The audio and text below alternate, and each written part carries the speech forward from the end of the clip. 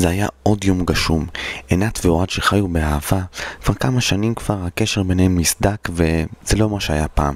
והיה יום גשום ואשתו אומרת לו, עינת אומרת לאוהד, תקשיב, יום גשום אל תלך לעבודה. די, כבר כמה אתה יכול לעבוד? 40 שנה, אתה יום מגיע ואתה עובד חרוץ. די, חלס. נגמר. היום יום גשום אתה נשאר בבית. ואוהד אמר לה בשום פנים ואופן, על העבודה אינו וותר. טוב, סוף היום אוהד פונה לנסוע הביתה, ואז שהוא נוסע הביתה הוא מגלה פקקים מאוד קשים בדרך. הוא מחליט שהוא יוצא מהכביש המרכזי ונוסע בשדות, אבל בשדות מה שהוא לא ציפה זה שם שלוליות ענק. הוא איבד את עצמו, הוא איבד את הדרך.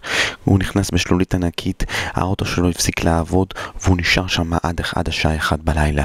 כשהוא נשאר עד השעה 1 בלילה, עינת דואגת לו, היא מפעילה את כל העולם ואשתו מנסה לתפוס אותו בטלפון, אבל אוהד נגמר לו הסוללה. הוא לא יודע מה לעשות, הוא נמצא ב1 בלילה בשדה, הוא לא מבין מה הולך לעשות, גשם שוטף את כל האזור. בסופו של דבר הוא יוצא מהאוטו כדי קצת לגעת במנוע, לראות מה הוא יכול לעשות, להוציא את עצמו מתוך הבוץ, אבל אז הוא מגלה כל הרגליים שלו נכנסו בתוך השלולית, הכל רטוב, כולו מסריח, הידיים שלו הופכות להיות ידיים של בנזין. הוא שוב פעם מנסה להתניע את האוטו בשעה 1:30, הוא מצליח והוא נוסע הביתה. כשהוא מגיע הביתה הוא דופק בדלת, עינת אומרת לו בשום פנים ואופן אתה לא נכנס לבית שלי. גבר כזה שחוזר בשעה 1:30 בלילה ביום גשום שאני דואגת לו, מפעילה את כל המדינה ואשתו כדי לדעת מה קורה איתו, ובסופו של דבר מגיע בשום פנים ואופן אתה לא נכנס לבית שלי.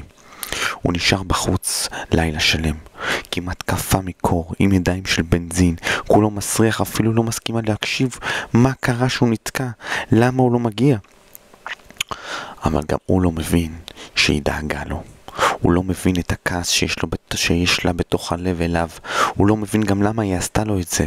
ואז הם פונים אליי, שניתן להם ייעוץ נישואין, להחזיר להם את האהבה.